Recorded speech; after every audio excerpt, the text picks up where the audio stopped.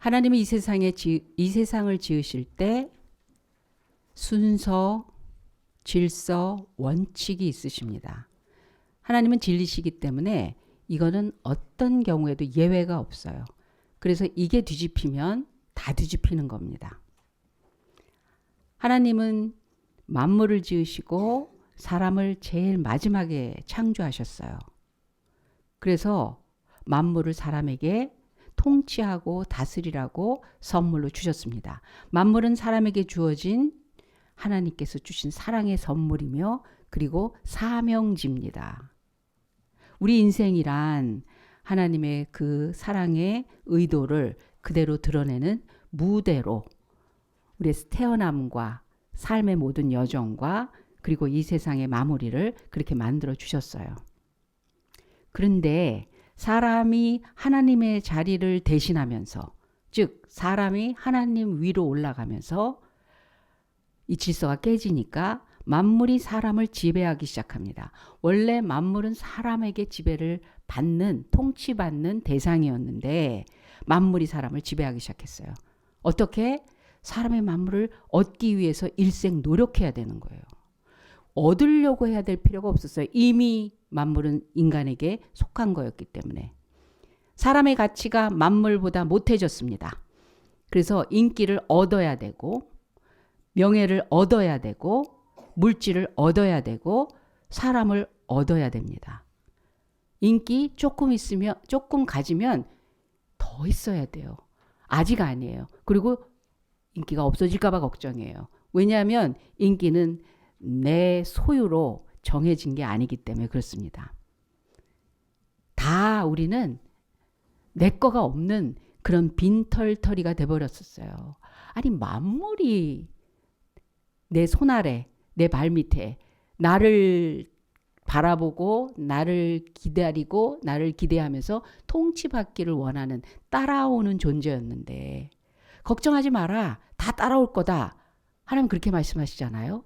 먼저 그의 나라 의를 구하면 또 순서가 정확하면 그 삶의 길과 방법과 모든 것들이 제대로 진리대로 질서대로 가고 있다면 걱정하지 마라. 염려하지 마라. 다 따라올 거다. 먹을 거 입을 거 마실 거 다 따라올 거다.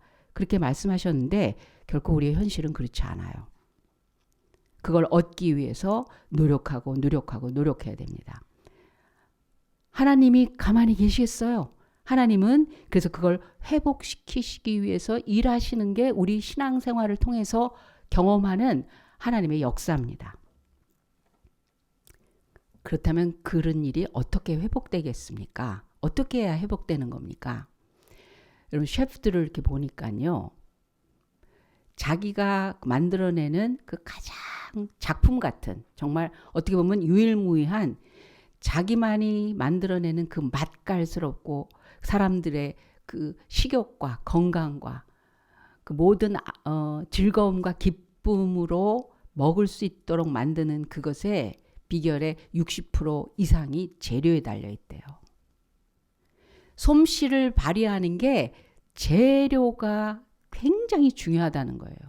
어떤 재료라도 그 셰프라면 그 사람이 그렇게 실력 있는 사람이라면 어떤 맛이 다른 사람보다는 맛있게 만들어낼 거예요. 근데 그 셰프가 정말 마음껏 발휘하게 하기 위해서 최고의 음식을 만들어내는데 제일 중요한 게 재료들하는 거예요. 근데 과연 그런 것 같아요. 기본 바탕이 어떤가가 너무 중요한 것 같아요. 제가 미술을 할 때 다 거쳐보라고 하셨어요. 그 학교에서 다 거치게 했어요. 서양화, 동양화? 동양화까지는 아니었던 것 같은데 목공예, 금속공예, 직조공예, 그래서 염색하는 것까지 그리고 도자기 다 거치게 했어요. 마지막 2년을 뭘 선택해야 되는지 전공으로 선택해야 되는 거예요. 그럴 때 저는 나는 흙에서 살리라. 그래서 도자기를 선택을 했어요. 제일 맞는 것 같은 거예요. 이거는 정말 온몸에 근육이 생길 만큼 노동이 어마어마하게 들어가더라고요. 왜냐하면 흙 흙덩이를 사용해야 되기 때문에 앉아서 붓, 물감, 그리고 그 사용하는 어떤 기계 이게 아니라 흙덩이를 사용해야 되기 때문에 굉장히 많은 노동과 노력과 그리고 에너지가 필요해요. 그래서 그리고 하루아침에 나오질 않아요. 모든 작품이 물론 그렇게 하겠지만 한 학기에 한 작품 나오는 거예요. 그게 그 커리큘럼이에요. 너무너무 고생하는 거죠. 근데 흙이 어떻게 마련이 되냐면 우리나라의 어떤 특별한 지역의 점토가 제일 좋아요. 우리나라 점토가 세계적으로 제일 좋아요. 보통 흙이 아니에요. 그냥 진흙이 아니에요. 그 지역에만 있는 참 특이한 색깔을 띠고 있고 특이한 성분을 갖고 있는 자기를 만드는 그릇을 만드는데 너무 좋은 재료예요.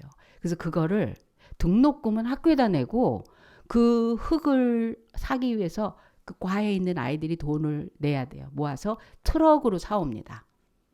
그 트럭에 이제 점토를 담아다가 학교에다 푸는 거예요. 그러면 그거를 삽으로 그냥 강의실 바닥에다가 다 쏟아 놓는 거예요. 그러고 나서 제일 처음에 하는 게 뭐냐면 나무 망치가 있어요. 이렇게 큰 나무 망치. 그걸로 그 흙을 쳐내기 시작합니다. 빵빵 쳐요. 왜? 분명히 구별된 흙인데도 불구하고 그 안에 흙과 성분이 같지 않은 것들이 얼마든지 있을 수 있잖아요. 왜냐면 땅 바닥에 있었거든요. 땅 속에 묻혀 있던 것들, 바닥에 있는 것들이니까. 그래서 있는 대로 내쳐요.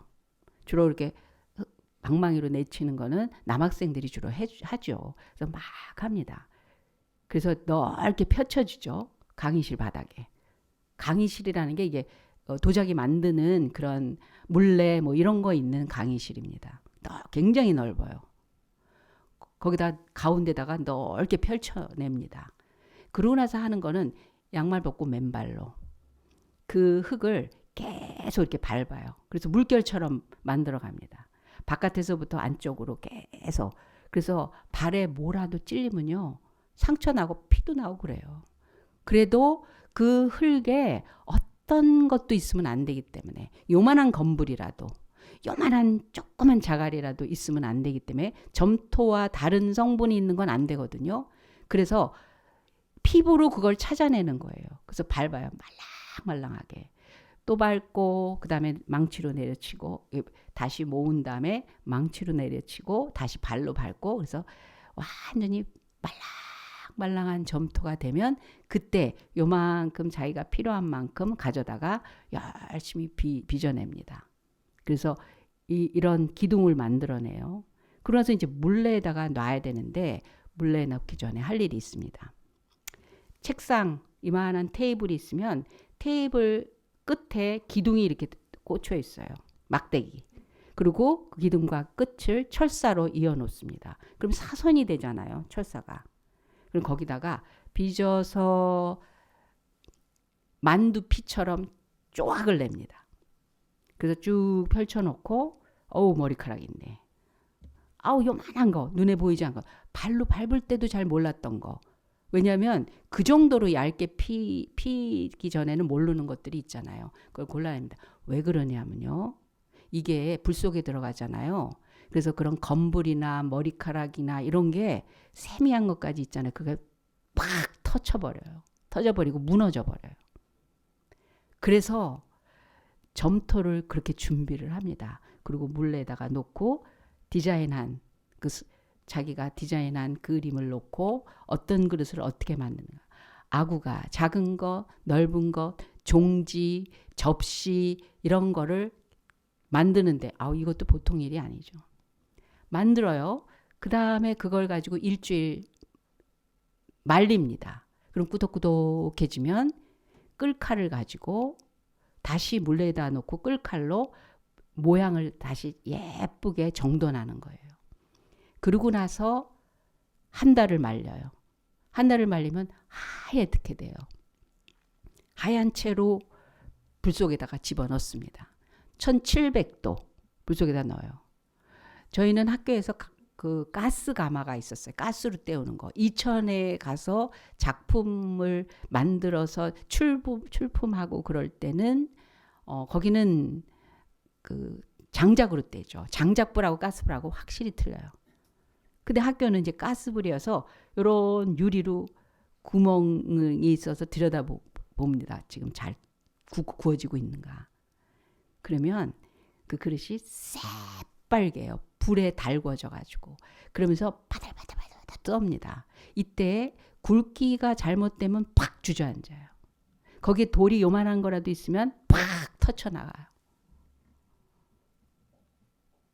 그렇게 해서 만들어내고 하루 식힌 다음에 너무 뜨거우니까 하루 식힌 다음에 그 다음에 유약 발라서 2100도에다가 구워냅니다.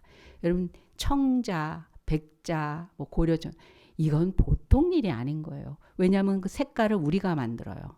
모든 사람이 유약을 자기가 만들었어요. 요즘은 뭐 이미 나와 있는 유약들이 있는지 몰라도 다 자기가 만들어서 색깔마다 다 틀려요. 자기가 만드는 것마다 다 다른 사람하고 얼마든지 틀릴 수 있어요. 그걸 알아내는 거예요. 점토가 제대로 안 돼 있으면 그 솜씨와 모든 노력과 이게 소용이 없어요.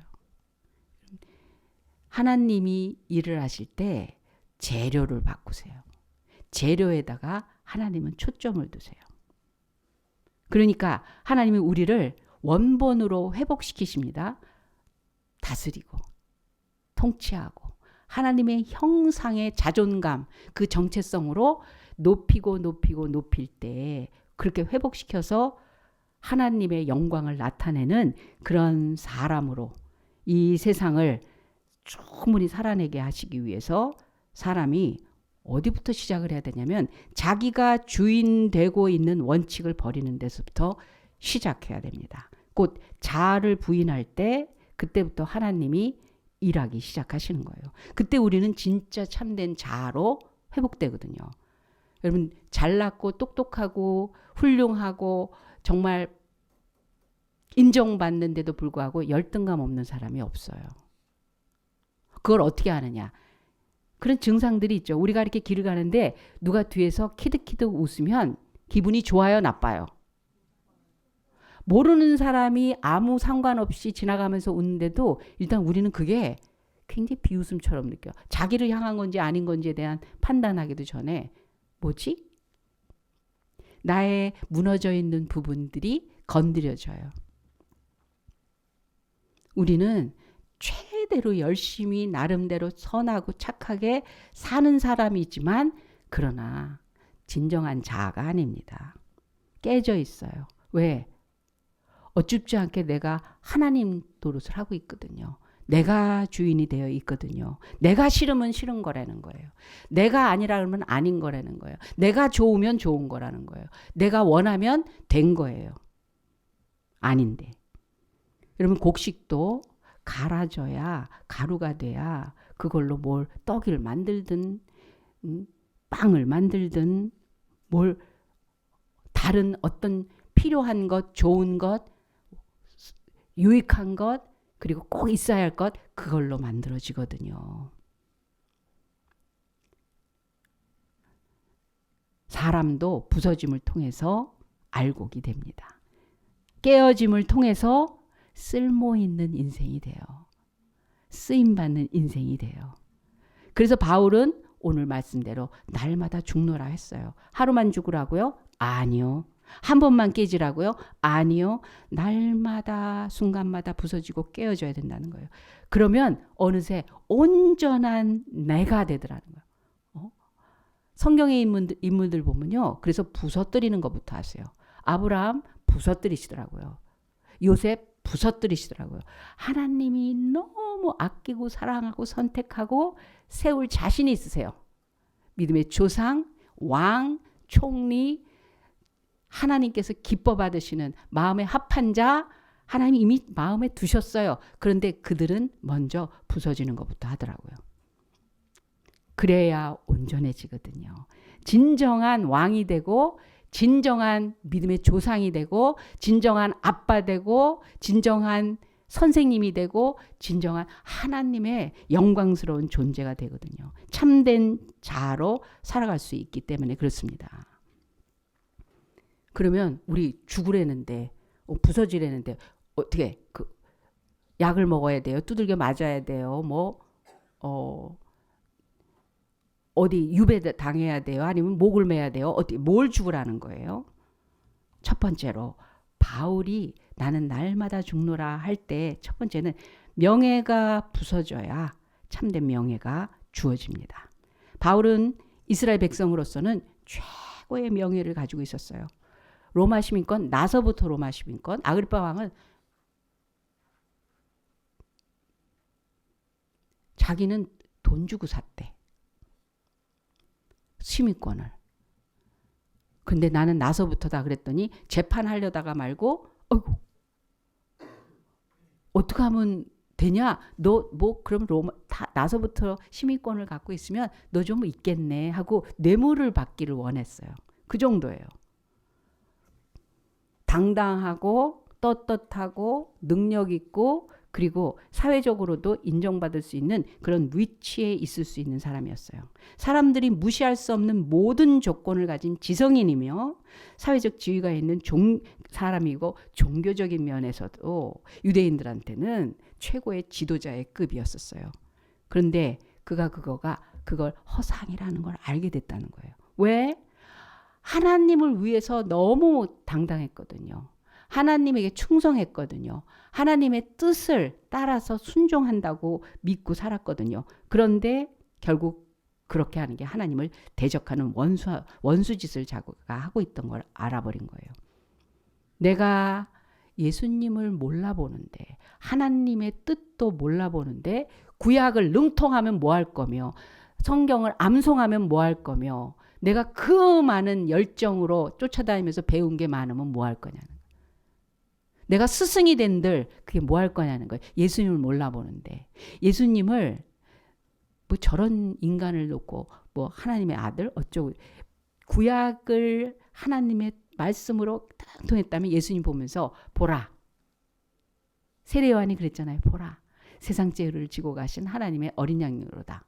요단강에 세례받으러 나오시는 예수님을 보고 허름한 나사렛 청년이었어요. 예수님 티내지 않았어요. 내가 이제부터 하나님 아들로 너희들에게 나와서 구원자가 되리라. 이런 얘기도 하신 적이 없어요. 초라한 옷 한 벌 입고 똑같은 세례받으러 나온 분들 가운데 속해서 줄 섰던 분이세요. 근데 세례요한은 그분을 딱 알아봐요. 보라. 세상 죄를 지고 가신 하나님의 어린 양이로다. 내가 어떻게 감당하겠습니까? 제가 오히려 주님 앞에 세례받아야 되죠. 아니, 네가 나에게 세례함으로 하나님의 의를 이루라. 나는 인간을 위해서 대속자로 온 사람이기 때문에 하나님의 아들 구원을 해주기 때문에 사람과 같이 되어야 된다. 그래서 세례를 받으신다고요. 근데 자기는 가마리엘 문화생이고 유대인 중에 유대인이고 바리새인 중에 바리새인이고 누구보다도 종교성을 가지고 있는 사람인데도 불구하고 예수님을 핍박하는 사람이었다는 거예요. 그래서 예수님을 아는 고상한 지식 앞에 그거를 함부로 알아봤자 예수님도 몰라보는 그런 것들은 다 배설물처럼 여기겠다는 거예요. 그러자 하나님은 그를 온 세상에 필요한 명예를 주셨어요. 사도로 하나님께서 이방인의 사도로 하나님이 세우시고 사용하기 시작합니다. 정말 쓸모있는 인생이 되는 거예요. 왜? 돈을 준 게 아니에요. 돈 정도로 준 게 아니에요. 그냥 먹을 것 정도 준 게 아니에요. 영원한 생명을 주는 위치로 올려버리세요. 가장 최고의 것을 줄 수 있는 사람으로 높이세요. 여러분, 높은 자가 주는 명예가 높은 거예요. 우리끼리 서로 좋다 칭찬하고 나누고 하는 거 가지고 명예라고 그러지 않아요. 인간들이 인간에게 주는 걸 가지고도 금메달이니 요번에 대상을 받았느니 하면서 그 삶의 팔자가 고쳐지는 것처럼 생각하지만 전혀 그렇지 않잖아요. 그 트로피는 여러분 계속 닦아주지 않으면 녹슬거나 퇴색하거나 어느 구석에 장식품으로 남아지지, 그것이 그 사람의 삶의 영역에 나이가 들던 아프든 뭐 상황이 어떻게 되든 계속 명예를 유지해줘서 주지 않아요. 더 나은 자가 나오면 치워지는 명예예요. 더 젊고 유능하고 다른 사람에게 인기 있는 자가 나오면 그가 가지고 있던 명예는 사라지는 게 이 세상에서의 명예예요. 근데 사도 바울은 지금도 우리 입에서 회자가 됩니다. 사도 바울의 하나님, 그 하나님을 우린 배우려고 하고 만나려고 하고 그 경험하려고 하고, 과연 그 하나님이 나의 하나님이라고 하는 거에 감격하고 은혜 받고 그러지 않습니까?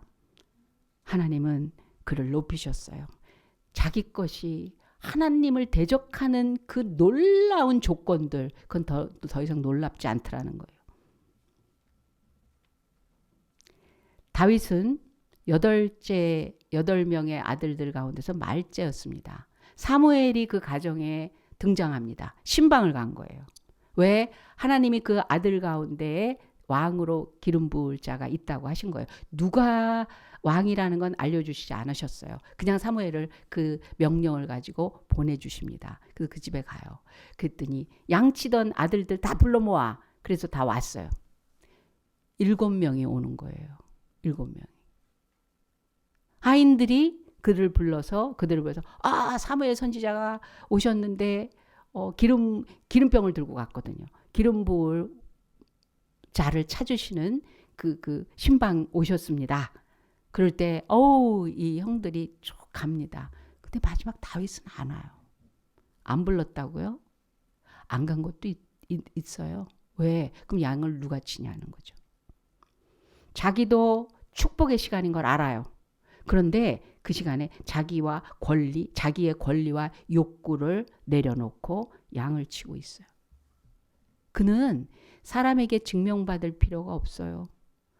이미 양치면서 하나님이 자기를 그 위협과 죽음에서 건지시고 지키시고 보호하신 그 속에서 감격하고 있고, 하나님이 자기를 사랑해 주시고 인도해 주시고 살려주시고 하는 거에 이미 자기 존재감은 만땅이에요.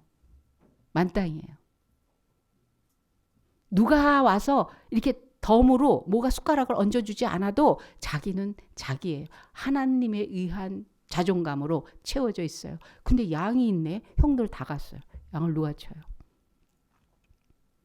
우리가 열심히 살다 보면요, 갑자기 현실이 딱 눈에 들어오면서 난 뭐야? 이런 생각이 들 때가 있어요. 아니, 열심히 한 나는 얻는 게 없고, 일하는 사람 따로, 먹는 사람 따로, 응? 수고한 사람 따로, 편안한 사람 따로, 이런 생각 딱 들었을 때 난 뭐야? 자아실현, 이런 생각이 퍽 들 때가 있어요. 그럼 뭐 때문에 그렇게 애쓰고 수고하고 사랑하고 섬기고 헌신하고 봉사하고 위해줬냐 그런 거죠. 나 증명하기 위해서 내 존재감을 거기서 찾으려고. 다윗은 그러지 않았어요. 자기의 권리가 충분히 있었고 자기의 욕구도 분명히 있었지만 그것을 버리고 양을 치고 있습니다. 하나님은 그를 왕으로 세우셨어요. 요셉, 억울한 상황에서 남을 돌볼 수 있는 그 눈과 귀와 마음을 갖고 있어요. 여러분, 비관스러울 때는 아무것도 할 수가 없어요. 감각은 다 죽어버려요. 창문은 닫깁니다. 자기한테만 집중되어 있어요. 너무한 것 같은 그런 감정에 쌓여 있게 돼 있어요. 근데 요셉은 당한 거예요. 당한 건데 이 안에 꽉 채워져서 바깥으로 발산까지 돼요. 남들은 내 걸 뺏어가는 상황인데 뺏기지 않고 줘버려요. 왜? 계속 채워지는 그런 배부름이 있었기 때문에. 그래서 감옥에서 다른 사람의 안색을 살피고 무슨 일이십니까? 안색이 안 좋으네요. 혹시 저한테라도 얘기를 한번 해보실래요? 여유가 있어요. 간수들이 일 못하는 걸 자기가 대신 해줘요. 왜? 자기는 여기에 있을 사람이 아니거든요. 하나님이 이대로 끝내지 않을 거를 알거든요. 그렇다 한들 하나님은 여기를 통치하고 지배하고 여기에 말단 찌끄레기처럼 살도록 만드시는 분이 아니라는 거예요. 여기서도 통치해라. 여기서도 다스려라. 여기서도 복되게 해라. 여기서도 살려내라. 넌 얼마든지 그럴 수 있어. 너는 그럴 수 있는 용량이야. 그럴 수 있는 수준이야. 그럴 수 있는 높이가 있어. 그걸 갖고 있으니까 감옥에서 남이 나를 억울하게 했지만 나는 내가 억울하지 않는 거죠.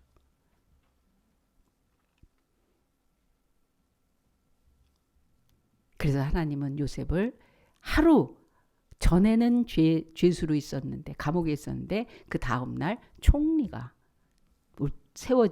총리로 세워지게 하나님은 그에게 명예를 주십니다. 그 명예는 죽을 때까지 내려오지 않았어요. 어떤 경우와 어떤 사람 속에서도 흔들리지 않는 명예가 됐었습니다. 두 번째로 우리는 무엇이 부서지고 무엇이 죽으면서 다 날마다 죽을 때 날마다 진정한 것으로 다시 살 수 있느냐. 첫 번째가 명예라면 두 번째는 고집입니다. 고집. 고집은 내 고집, 세상 고집, 사람이 만들어낸 고집은 부서질 때 거룩한 하나님의 고집으로 세워지게 됩니다. 바뀌어집니다. 바울은 고집 있는 사람이었어요. 사람은 고집을 뭐라고 생각하냐면 소신이라고 생각해요. 그리고 결단력이라고 생각하고 어쩌면 실력으로까지 인정할 수도 있어요. 바울은 자기 소신대로 그리스도인들을 핍박했습니다. 그렇게 하는 게 하나님께 충성하는 거라고 생각했어요. 스데반을 죽이는데 동참했고 성도들을 죽이는데 앞장섰고 다른 나라로 도망한 사람들 쫓아가서 죽이려고 할 정도로 고집이 있었어요. 그런데 예수님을 만나고 보니까 이건 엄청난 정말 실수? 실패? 아니요. 정말 그런 극악무독한 그런 죄가 어디 있어요. 그걸 알았어요.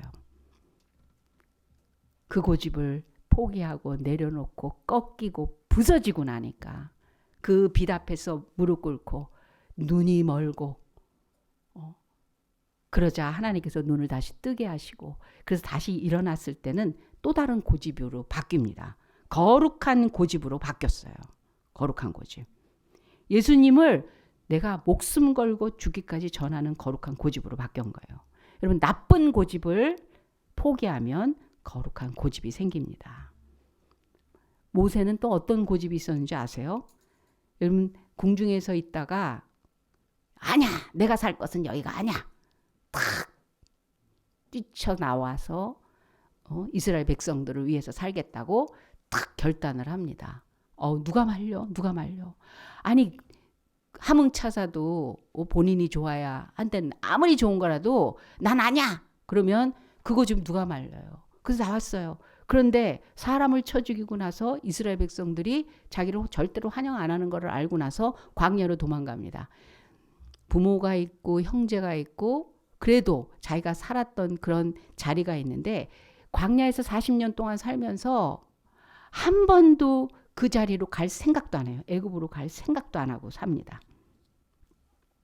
근데 호렙산에서 하나님께서 모세를 부르시고 너 내 백성을 가서 데리고 나와. 건져내라. 이스라엘 백성들을 인도하라. 이렇게 명령하셨을 때 모세는 5번이나 거절해요. 제가요. 지금요. 그걸요. 저 못하는데요. 저 말 잘 못하는데요. 이스라엘 백성들이 저 싫어하는데요. 보낼 만한 자를 보내셔서 뭐 그렇게 하나님 앞에 고집을 탁탁 부립니다. 5번이나 거절해요.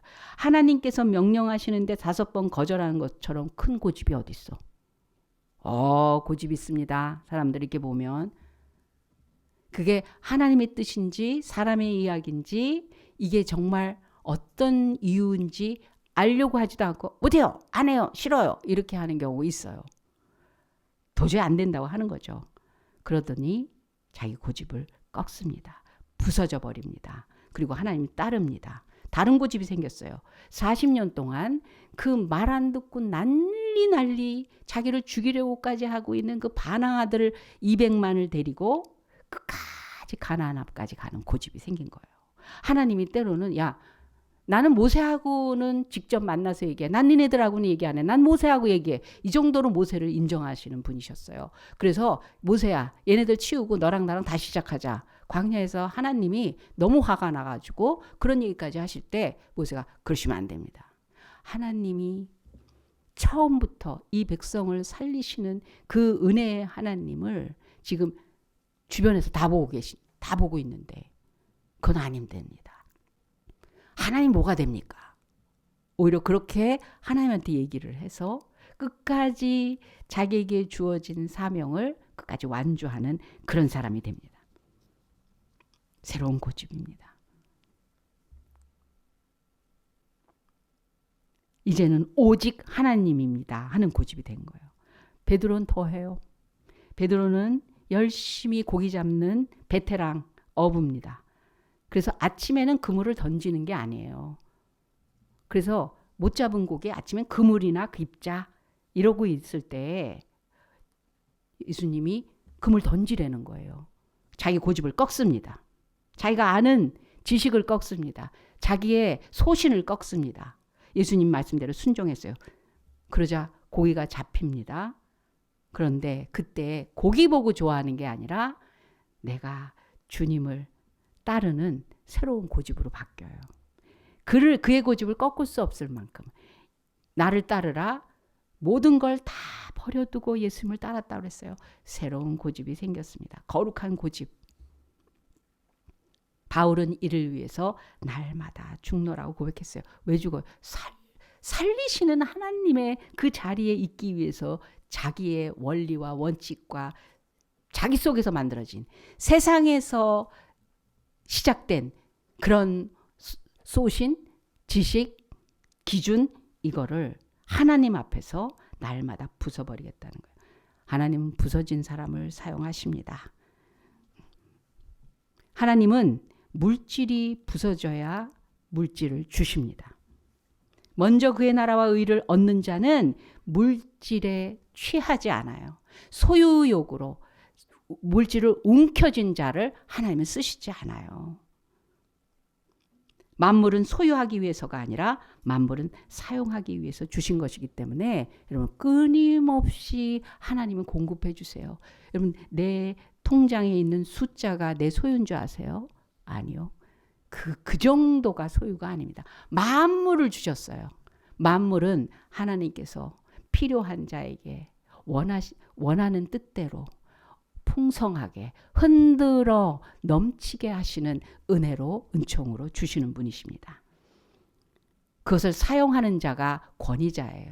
움켜쥐는 자가 권위자가 아니라 그거를 쓸 수 있는 자가 권위자고 그것을 다스리는 자가 왕이고 그런 자가 참된 자기로 살아가는 사람이 되는 겁니다. 하나님이 우리를 시작부터 왕으로 시작하셨고 권위자로 시작하셨고 그리고 하나님의 영광의 자리에 참여하도록 그렇게 시작하셨어요. 그걸 회복하시기 위해서 부서져야 할 것이다. 죽어야 할 것이다. 가짜 속에 흔들리지 말라는 거예요. 가짜 그래도 하고 포장하지 말라는 거예요. 아닌 것인 걸 알면서도 어쩌지 못하고 사람 속에서 그럴 필요가 없다는 거예요. 내 거가 없어졌을 때 하나님의 것이 세워지는 거지 내 것이 없어지면서 나는 빈털터리가 되는 게 아니라는 마귀의 속삭임에 속지 말고 바울처럼 날마다 죽노라. 그럴 때 나의 나되면 하나님의 은혜요. 내가 그 누구보다도 하나님에 의해서 쓰임받는 것이 얼마나 큰 영광인지를 감사하노라. 나는 죄인 중에 괴수요 아무것도 아닌 자였는데 그런 나를 불러다가 다른 영혼들을 살리고 하나님의 대변자로 하나님을 나타낼 수 있는 그런 필터로 사용해 주시는 거. 내가 뭔데? 하나님께서 그렇게 내 인생을 촘촘히 의미 있고 가치 있고 상 받을 자로 만들어 주시는 것에 대해 감사하노라. 그것이 나의 능력이 나의 약함이 하나님의 능력이 되는 것은 내가 약한 거로 노력했기 때문이 아니라 내가 약할지라도 하나님은 나를 세워주셔서 내가 가짜에 속았던 걸 포기하고 죽고 나니까 하나님은 진정한 것으로 나를 풍요롭게 높게 넓게 깊게 살아가게 하셨다라고 고백을 합니다. 여러분 부서집시다. 포기하고 버립시다. 하나님으로 새롭게 시작하겠다고 결단합시다. 기도하겠습니다. 하나님 아버지 감사합니다. 하나님으로 부를 수 있어서 너무 감사합니다. 하나님을 믿을 수 있어서 영광입니다. 하나님을 아버지라 만날 수 있어서 그 은혜 감당할 수가 없습니다. 이 세상에 있었던 것, 그래도라고 붙들고 있었던 것, 이제는 내려놓습니다. 그것이 아니어도 어디에 있어도 무슨 일을 하더라도 하나님이 존귀하다 여기시니, 하나님께서 영원하다 인쳐주시니, 하나님이 생명으로 부어주시니, 하나님이 은혜와 축복으로 끊임없이 공급해 주시니, 주님 줄 수 있는 자요.